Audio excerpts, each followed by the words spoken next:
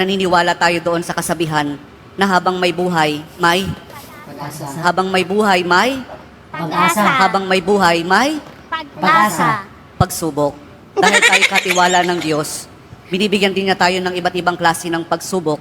Kaya po doon sa pagsubok na yon, saka pa lang natin mauunawaan na talagang ang ating buhay ay mayroong, habang may buhay, mayroong, Pagsubok. habang may buhay, may Pagsubok. pagbangon. Huwag niyong hayaan na kapag meron kayong pinagdaraan ng pagsubok, ay hindi kayo babangon.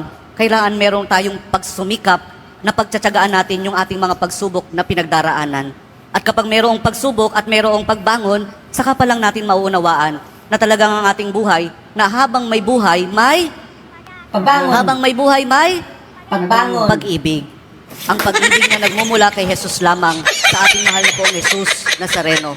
Dahil doon, kapag naunawaan natin itong mga bagay na ito, na habang may buhay, may pagsubok, may pagbangon at may pag-ibig na nagmumula lamang kay Jesus, saka pa lang natin mauunawaan at matatanggap na talagang habang may buhay, may